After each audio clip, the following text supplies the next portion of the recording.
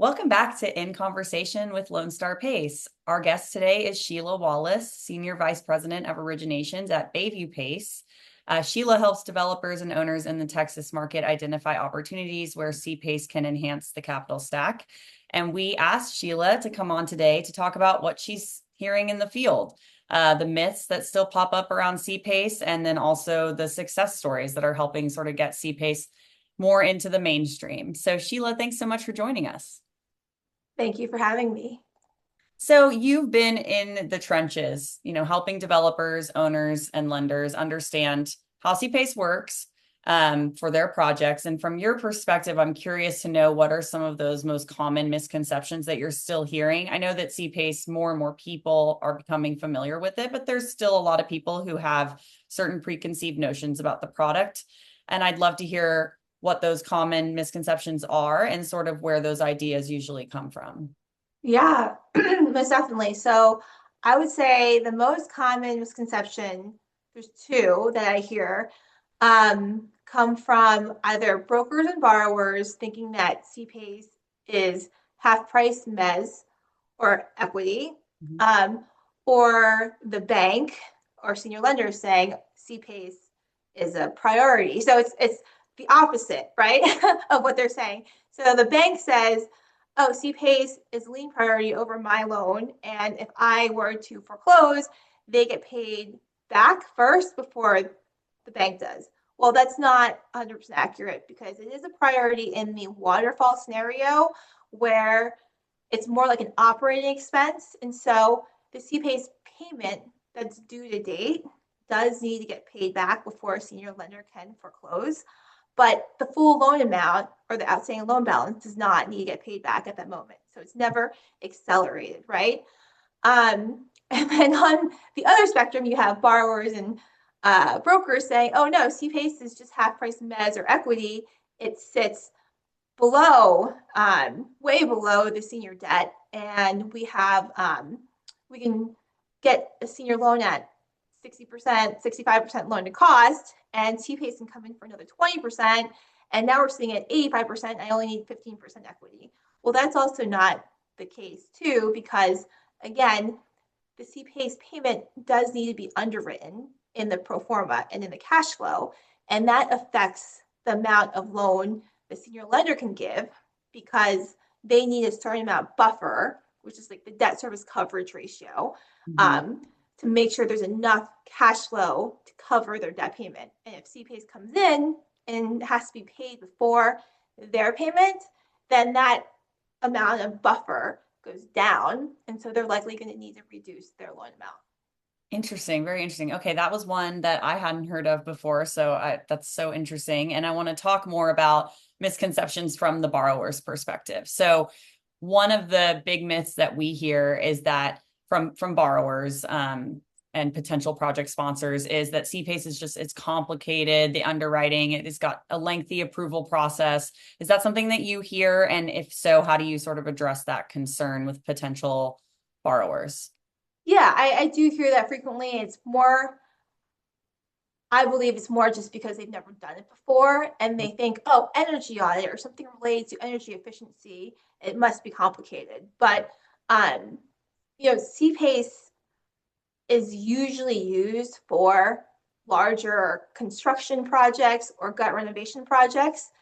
Uh, Generally, those are more complicated and take a long time to process. Mhm. So when I am working on these loans, I expect it to be longer, but not because the CPACE is going to take a while. It's Yeah. going to take a while because you need the whole stack to come together. The admin process is not usually what holds it up. What holds it up is the appraisal or the plan and cost review, or if it's mid-construction, the cost to complete report takes forever.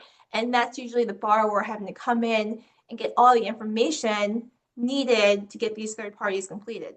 They also have to get the stuff for the energy audit, but the items for that are not going to be any different than a lot of the items needed for a plan cost review or a cost to complete report. You work in several markets, not just Texas. How does Texas compare? We pride ourselves in being, super business friendly and getting things done fast and efficiently. Is that your experience here? I'm sure, different counties are different, but has that been your experience in Texas, that it tends to be a pretty well-oiled machine? There's a couple states that everyone talks about that we believe we want to focus on because the admin process is so much simpler. And Texas is one of the 3 states that we always say, okay, there's California, there's Texas, and there's Florida. There's lots of projects going on, but the process is also 1,000 times more streamlined than working in some of these other ones. Yeah, absolutely. Well, that's great to hear. So let's go back and talk about senior lender consent, because in my experience, that's always the biggest hurdle with people's mindset, right? Whether it's the borrower themselves who say, oh, we've tried, but our the bank won't do it, or the senior lender themselves saying, oh, well, it's a priority lien, and so we don't even look at it. So how do you approach that conversation? Let's talk about with lenders first. What have you found that is helpful in getting them comfortable with the structure? Yeah, so I think first off, if a borrower comes to them and says, hey, I want to replace my equity with CPACE, it's going to be a non-starter. So the borrower needs to understand that CPACE is not going to replace their equity. It's not half price mezz. It's not pref equity, right? However, if they're wanting to come in and have CPACE come in with the senior lender, I tell the senior lender, underwrite your loan the way you always underwrite your loans, right? Just make sure you include CPACE in there so that you underwrite it appropriately, right? So there are instances when a senior's max loan amount is, say, 60% loan cost, and CPACE wants to come in for 30%, for example. Well, if they're limited to their max loan amount based on this debt service coverage ratio, if CPACE comes in, it's going to reduce the cash flow, which means that debt service coverage ratio is going to go down. So they have to keep reducing their loan amount until they're back at that same debt service coverage ratio. Sure. But there are times when CPACE can come in at 30%, senior might drop to 40%, and now the combined loan to cost is 70%, right? And it really just depends on what they're underwriting on the takeout and how accretive CPACE is in that scenario. If they have a longer term, if CPACE has a longer term or its interest rate is much lower, then that same amount of cash flow due that is expensed in, say, year 1 of stabilization might be lower and equate to a higher loan amount than if it was senior debt, right? And so what I try to tell them is, don't pretend like it doesn't exist. Don't say that CPACE is pref or mezz, because we all know it's not. Know that it sits in front of you in the cash flow scenario, but not as a first lien. We don't get a first mortgage lien on the property, right? One of the biggest suggestions I have for senior lenders is talk to an attorney. Don't talk to me. The CPACE lender is always going to say, yeah, it should be fine as long as you underwrite appropriately. Go to a third-party attorney and get their opinion of it. And almost every time I've had that happen, it's been favorable and worked towards CPACE approvals. Amazing. Okay, so yeah, let's talk about, if you don't mind sharing, like a war story. You don't have to name any names or anything like that, but can you talk about a project where there was a hurdle in terms of perception? Maybe a developer or a lender who was skeptical at first, but after seeing sort of how it worked, they became an advocate. What changed their mind? What did that look like? Yeah, no, that's exactly a similar story where it was, I think back in 2022, interest rates were going up. And so a senior lender had a commitment out for a construction loan. And her max loan amount was, say, 35, 40 million. But as interest rates went up, her underwriting hurdle changed, which meant the interest rate that she had to underwrite on the takeout went up, which meant it equated to less proceeds today with the same cash flow.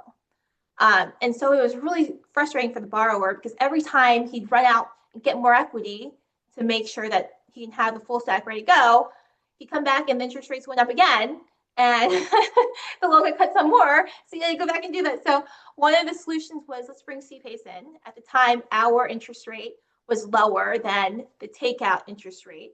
And we had a 30-year term. And so we were able to put this into the expenses, and the senior lender she had to reduce her loan amount, but the combined loan amount together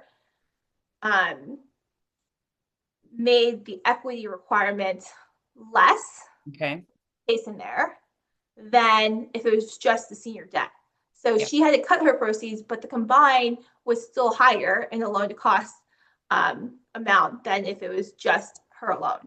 So we were all ready to go. And of course, she submitted it to credit and it went up to the head credit officer.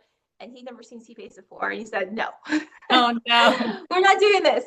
And so, very frustrated. The borrower's going crazy. The senior lender, actually, relationship manager, was frustrated too. So she said, look, can I put something together, a memo, and talk through this CPACE? And so they gave her the opportunity to go back to actually not just the senior credit officer, but to the executive management team and kind of explain what CPACE was.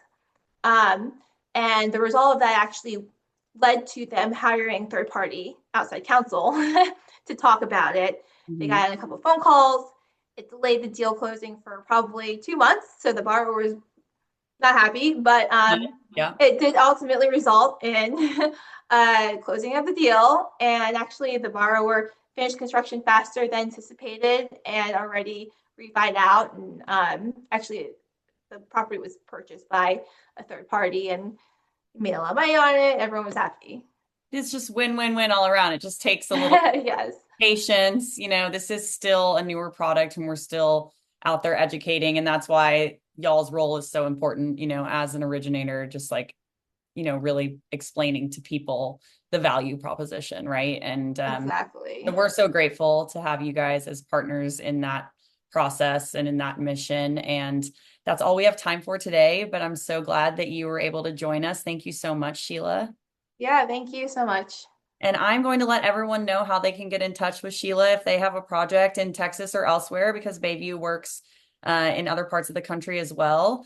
If anyone has any questions for Shelah, they can reach out to her. And as always, if y'all have any questions about CPACE in Texas, you're also welcome to reach out to us at Lone Star PACE.